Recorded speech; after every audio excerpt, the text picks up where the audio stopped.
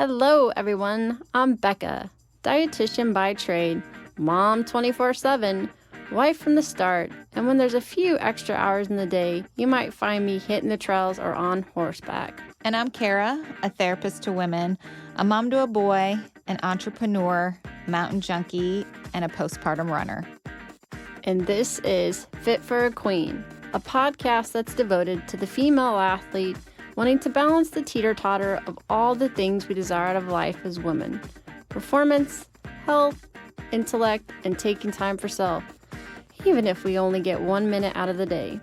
We're so excited to be bringing you the queens in the athletic world who have done just that. Okay, ladies, take a seat at your thrones, grab your crowns, and welcome to Fit for a Queen. Well, welcome back, Queens. This time we have a dynamic duo of Wendy Sterling and Casey Crosbie. So I'm going to read their awesome bios and we'll jump into the questions. So Wendy Sterling is a certified eating disorder registered dietitian and approved supervisor through IADEP and board certified specialist in sports dietetics in the Bay Area in California. She specializes in sports nutrition and eating disorders and has a private practice in Menlo Park and Los Altos, California. Wendy is co-author of How to Nourish Your Child Through an Eating Disorder, a simple plate-by-plate approach to reestablishing a healthy relationship with food. And I do have to say that is my go-to for any adolescent client that I work with. She and her colleague, Casey Crosbie, created the innovative approach to refeeding called the plate-by-plate approach, a non-numbers visual approach which has been featured in the Journal of Nutrition and Dietetics in an article entitled The Use of Plate-by-Plate Approach for Adolescents Undergoing Family-Based Treatment. For tips and support on building good plates for nutrition rehabilitation for the treatment eating disorders, be sure to follow them on Instagram at Plate-by-Plate Approach, and we'll be sure to put that in the show notes. She is also the co-author of No Way, A Teen's Guide to Body Image, Food, and Emotional Wisdom, a book co-written by an adolescent doctor, Shelley Agarwal is the doctor, and Signa Darpinian is the LMFT and certified eating disorder specialist. Thank you. Got it. And herself is the dietitian for teens about their changing bodies, hormones, emotions, and tips for improving sleep, body image, and their relationship with food.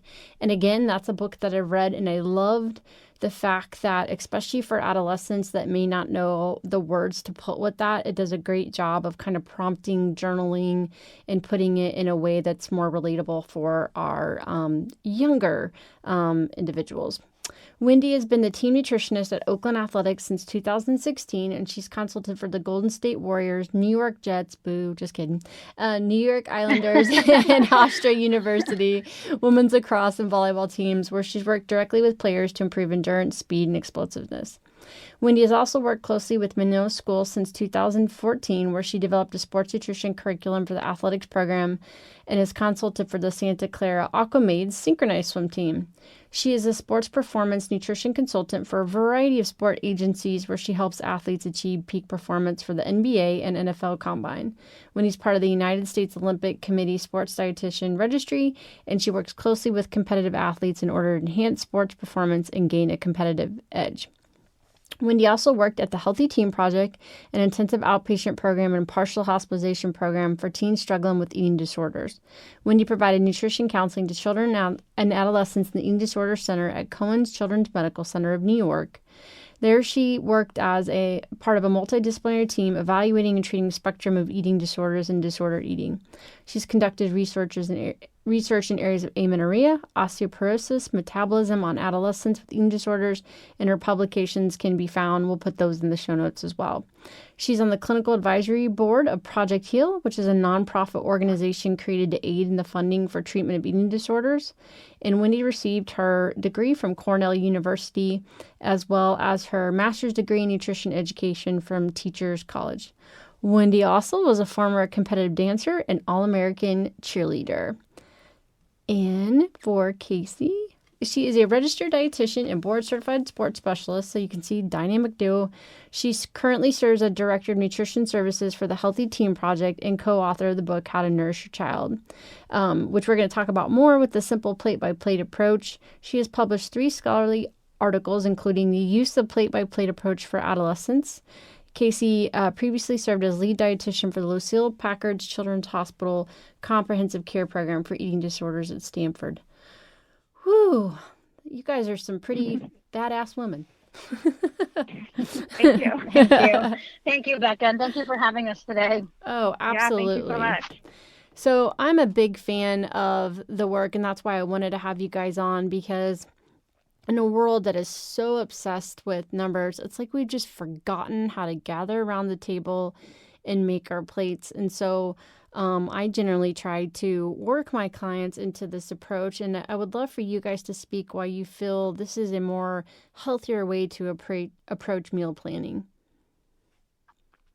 Sure, I can start. This is Casey. So one of the issues that we constantly come up against in not only our society, but specifically in our work with individuals with eating disorders is a hyper focus on numbers and exactness. We hear from our clients all the time that they want to know exactly how much to measure out a specific food item, or exactly how many calories they need to either fuel their body for sport or to gain weight if they need to gain weight for eating disorder treatment, or to maintain weight. And what we know about the human body is that it's not exact. In fact, it's really more of an art than a science. And eating just doesn't need to involve numbers and specifics. I always say, unless you're baking, something from a recipe that is actually science-based, and you do pretty much have to follow the recipe when you're baking something for it to work out most of the time. But when you're cooking and you're preparing meals, you're taking snacks on the road, you're fueling your body, it is a lot less numbers focused. You can find balance and variety and really normalcy by thinking more globally about what you're eating and a little bit more generally about what you're eating. And that allows space to find out what you like the taste of, the social aspects of eating, who you like to eat with, what conversations you like to have over a meal, and it adds back the fun and the enjoyment in eating, which gets lost when you're really focused on the minutia. Oh, I love that. And I love that kind of comparing it to a recipe, because even then, if you're baking, for example, you'll have to adjust to elevation or temperature in the kitchen. So then that kind of bridges that intuitive eating part along with how you make the plate. Exactly. Yeah. Oh, great. So how can one kind of change how they're approaching the plate? Can you guys talk about kind of some of the guidelines that you give, and then how they can adjust according to goals, specifically like athletes? Yeah, the plate by plate approach is something that we developed for those that are following eating disorder treatment. But it's interesting because it's something that we use all the time in many different settings, including for athletes without eating disorders. And it's really very intuitive and makes just a lot of sense. And so roughly what we're really guiding people to do is to take a plate, and we are telling our eating disorder folks to take a 10-inch plate, but if it was an athlete, it might not matter specifically. But we're really starting with a 10-inch plate, and we're asking them to, on that plate, fill the plate up and use all food groups, make sure all food groups are present so that there is carbohydrates, there's proteins, there's vegetables or fruits present, there's dairy, and then there's some source of fat.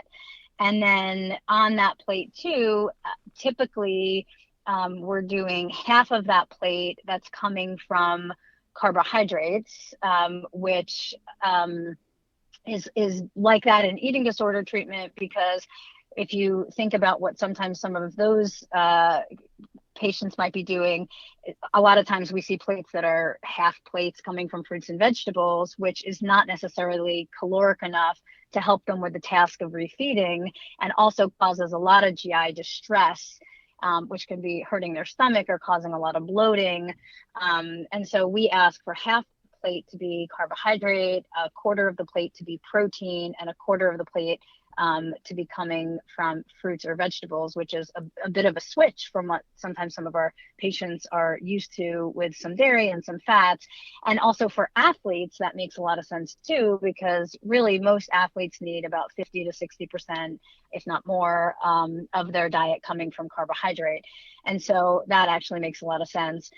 We also have a different version of the plate, which might be a third of the plate coming from carbohydrate. And that just depends on what the athlete or the patient's nutritional requirements are at the time. Do they need weight restoration? Are they at weight maintenance? Are they, transitioning off of a weight gain protocol down to sort of more of a weight maintenance protocol? And so we have different versions of how they're filling up their plate. We are also then figuring out with this plate by plate approach, how many meals and snacks the person is then going to require. Of course, they're going to have 3 meals, but then how many snacks are they going to need? Minimum would be 2, so 3 meals, 2 snacks. And then are they going to need a third snack? Certainly if they're training, the answer would most likely be yes. And then what does that snack look like? Is that a 2-item snack? Is that a 3-item snack? Is that a 4-item snack? And then typically we say that snack would be comprised of several different food groups, so that let's say it was like a 2-item snack, we would not be looking at carrots and an apple. We would want that to be, an apple and peanut butter, or, pretzels and hummus, or, chocolate and a banana, or, I'm just giving some random examples, a muffin and a glass of milk, cookies and milk, just a variety of different types of foods present at the same time to make sure there's enough caloric density and variety. Another step that's really important in this plate model is variety just in general. And so we are really looking to make sure that the person is including a variety of different nutrients overall. And so it's not just chicken every day. It's not just white rice or brown rice. It's not just bananas every day for breakfast or oatmeal every day for breakfast. That we are really looking for a fundamental principle in the approach, is that there is variety at every meal. And that really helps with exposure. If it's an eating disorder treatment, it really helps with getting in different foods and helping them get to their goal of food freedom.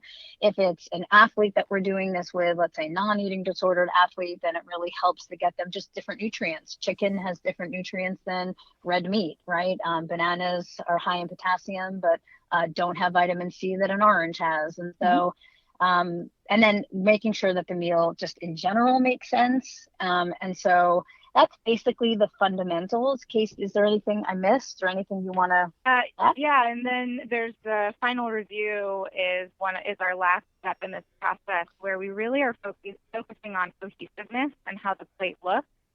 A lot of our clients will patch together a meal that follows all the steps Wendy listed, but the meal just doesn't make sense. There's a mishmash of foods from different cuisines, or they're throwing on a pile of nuts for the fat, but it doesn't make sense in the meal. And so we're really focusing on that final glance at the plate. Does it make sense? Does it feel cohesive and normal? And if all of those 6 steps have been followed, the plate model, the plate by plate approach works, and it helps a client get from breakfast to snack to lunch and so forth, with meals that really help and support fueling their body. Right. I love, they become like the macronutrient fillers. Like, okay, well, I've got beans. I can put beans here. Yep. And then I can put this here. And you look, I'm like, I always say, would you expect to get this at a restaurant? Like, Right. Let's try to have something that complements the taste together. So I really like how that blends the pleasure component. So I'm curious, when you transition clients that maybe have been on an exchange type plan or calorie counting, what are some of the things that they've said as they've moved into the plate approach? Oh, that's such a great question. Well, it can be really easy, and it can also be really hard. It depends on who you're working with and what their experience has been. One of the things that I often hear as a concern that clients have if they've been on a very numbers-focused meal plan prior to starting our plate-by-plate approach, is that they're just scared. They're scared of what it's like to break free of that and to let it go. It can become an exchange system, or a calorie counting system can become a bit of a security blanket or a crutch. And so I often talk about bridging the gap between a very rigid meal plan and complete food freedom and food flexibility, which is the ultimate goal in the treatment of eating disorders, and really should be the ultimate goal for everyone. To be able to have that food freedom is so healthy and so wonderful and fun and freeing. And so I talked about the plate-by-plate approach being the intermediate step, that it's still a tool. There's still some guidelines within it, but they're far less numbers focused and far less rigid. And so they allow flexibility on the road to becoming truly a free food eater. Look great. Yeah, that's why I say you can take it to a potluck, you can take it to a restaurant, and you don't have to try to pull out and calculate exchanges or figure out what the calories are. So obviously Exactly. it makes life more doable. It does. And especially when we work with teens and kids with eating disorders, it's much easier for the parents. They are able to really step in and help their kid learn how to eat using the plate-by-plate approach, because they understand it too. It's not so details focused, but they have the time and the space and the capacity to understand it and help their child eat. Oh, yeah. I can speak to when I've encouraged parents to read your guys' book, that they're like, oh, this is so much less stressful than trying to have to figure out all the exchanges to pack for the lunch or to do for breakfast, where, they can just kind of trade out what that plate looks like. And then it's an easy segue when the adolescent starts to take over, that then they've seen models of what a healthy plate should look like. And so they start to take over that responsibility. That's music to my ears. Yeah, I totally agree. And, I came from an exchange-based program in New York. I was there for a long time when I first started my career at a very large eating disorder center. And, a lot of times you're boxed in with exchanges, and, like a tablespoon of dressing, is considered a fat. But the universe doesn't have a tablespoon of dressing on their salad. I mean, I for sure don't, and I remember being at the Healthy Team Project where Casey and I were working together, and when we were implementing the plate-by-plate approach and not doing exchanges, and the client said to me, how much dressing do I put on the salad? And I just said, what looks good? She kind of looked at me like I was nuts, and she hesitated for a second, and she just was like, okay. And then she poured on what looked good. And it's, the ability to kind of just teach normalcy from the beginning. If you didn't have, a kind of preconceived rule, then you just never had that remnant of it's a tablespoon or it's a half cup, or, in your mind, because everyone knows that these exchanges are never meant to be forever anyway. And they're always meant to be transitioned off. But if they were never there in your head to begin with, then they're never lingering, well after you're trying to come off them.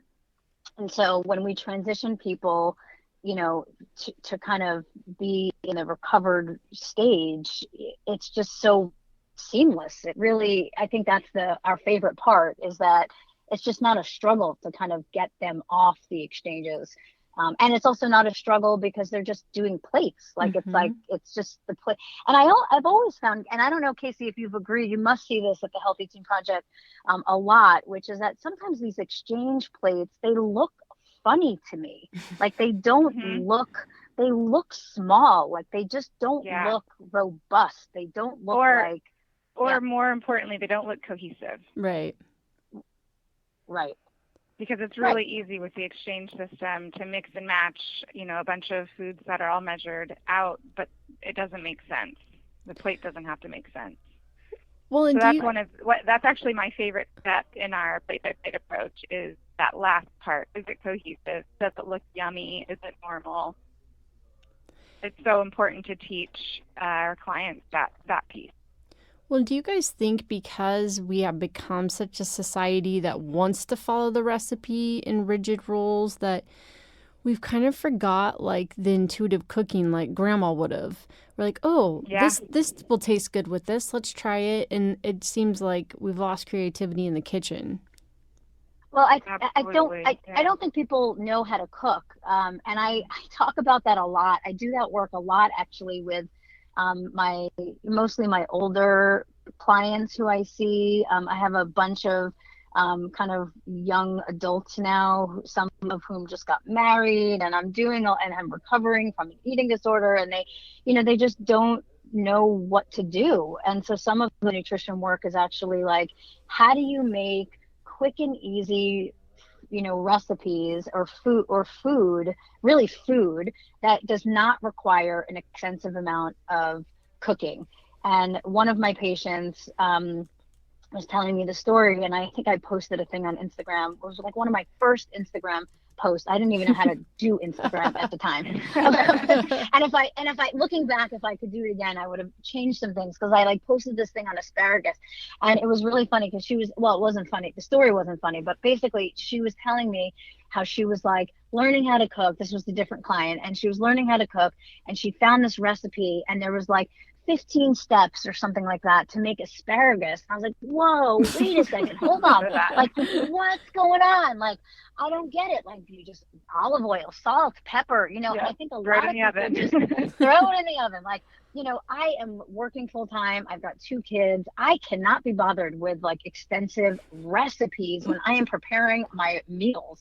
And so Right. I try to pass that along to people whenever possible. And I think we try to infuse that as well when we're posting things on our Instagram for Plate by Plate. Like, we posted something the other day with these like skewers from Trader Joe's and tortellini from Costco, and like throw it all together. Like, this does not have to be complicated.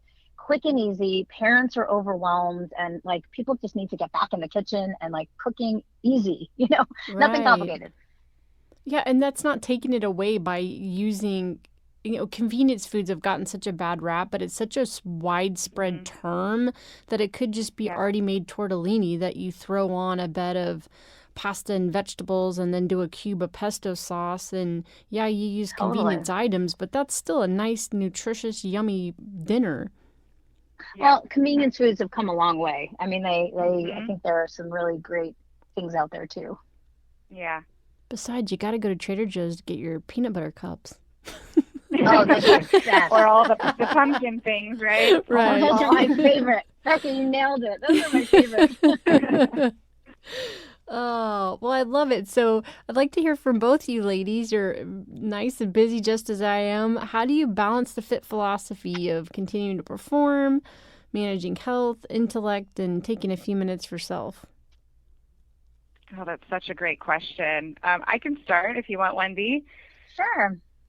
So I also, work full time. I've got a private practice on the side. All of this book stuff is so fun for me. It's really a really fun kind of side hustle, as people call it. And I have a kid and a husband, and life gets really, really busy. And one of the things that I really like to do is just simplify as much as I can. So that means simplifying cooking. Even if I'm doing, a few of the same recipes every week, there are things that I really like to cook and to eat, and my husband loves them and my kid loves them.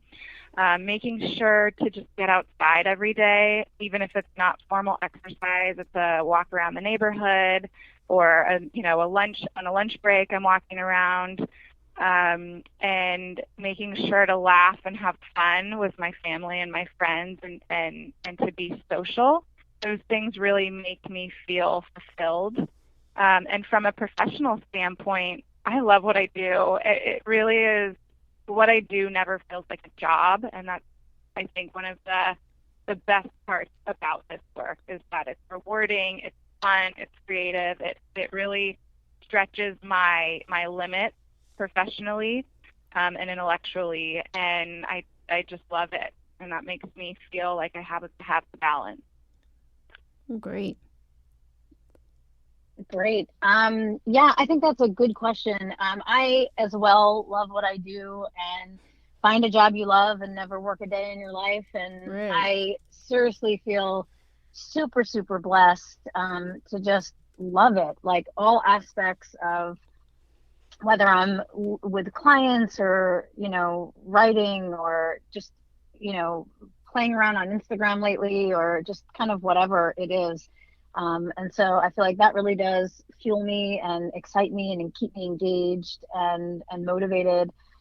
And I love that. But I am aware that I do want to, have fun as well. And so I'm very lucky to have a family. And so I really do try to not work on the weekends and not work at night. And so I set those boundaries as much as I can when I can, to do that. And we try to play with my kids. We try to go hiking and, go for a walk. And we love the outdoors. And I love to cook. And I certainly love to cook with my kids. I try to get them in the kitchen and with me as much as possible.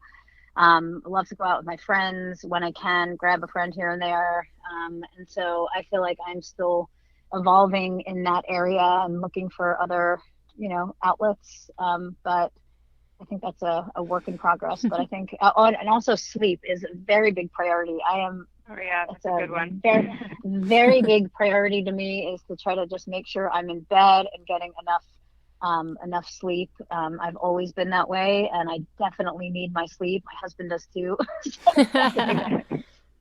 Well, and I love the fact that you women collaborate together and do things together. I think that helps with that sense of not being alone and being able to, you know, share ideas, share struggles. And so you guys have been a good role model. Well, thank you. It really is fun. Well, thank you so much for coming on. And I'm going to put both books along with the Instagram for the plate by plate approach and encourage anybody that's listening to share your plates. I love being able to use it for my clients to be like, just go and look, get some inspiration, look at how it compares to yours. So we need you out there to help tag them and help them fill up that Instagram count as well. So you guys Thank have you. a great rest of your day. And hopefully I'll be running into you in some conferences soon. That'd be Thank great. you. And Thank you. definitely, yeah. Thanks so much for having us today. You bet. Bye, guys. Today's episode is brought to you by yours truly. I'm excited to announce the releasing of my book, Finding Your Sweet Spot in Sport, Avoiding Relative Energy Deficit in Sport, also known as CEDRD-S, by optimizing your energy balance. Be sure to follow me on social media or go to my website, www.beccamccombel.com. Bye, Queens. For additional information on today's topic and guests, follow us on Facebook, Twitter, and Instagram at Fit for a Queen. And hashtag Fit for a Queen. Don't forget to rate us on iTunes. We can't wait for you to join us next time on Fit for a Queen. Bye, Queens.